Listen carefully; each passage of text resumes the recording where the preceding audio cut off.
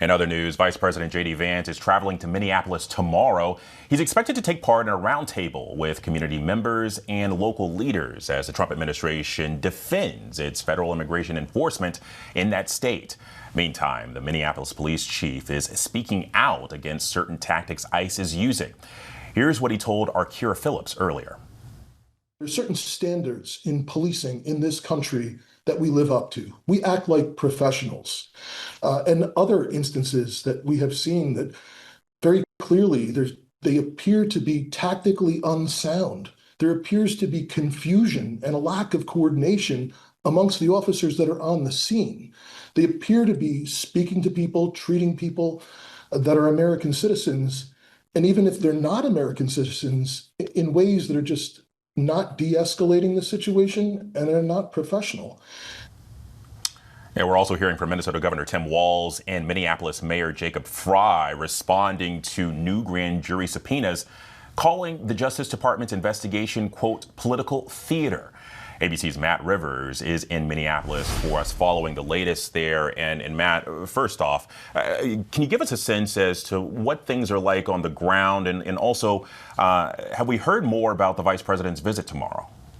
Relatively calm here today, Alex. No question about it, especially as compared to previous days. You know, we know there's a consistent protest element outside the federal building, which is really the ground zero for ICE operations here in the city, where they kind of base and where they come, they go out of and come back to every day. But other than that, no real protest movement around the city today.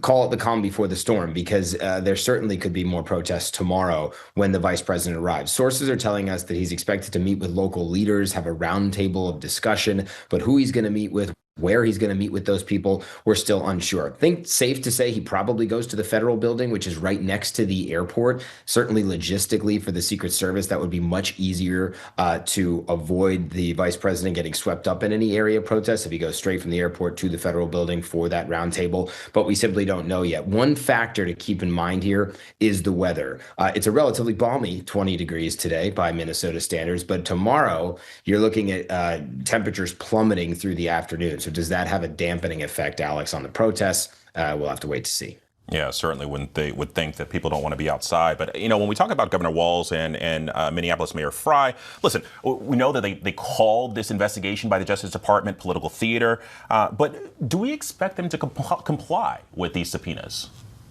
Well, they have said that they're going to comply, that they don't believe that the justice system is something that can be just ignored or weaponized. So they say they're going to comply. We heard from Jacob Frey on this week, actually, over the weekend, saying that he would comply with any federal investigation. But it's probably only up to a point. We don't know exactly what's going to happen here moving forward. We don't know how far the Justice Department is going to take this, and we don't know where these two men and others, frankly, that have received subpoenas would draw a line in the sand in terms of their cooperation. But initially, at least, they are expected to comply. They have said they will do so, if only because they've said that they've done nothing wrong in the face of the law.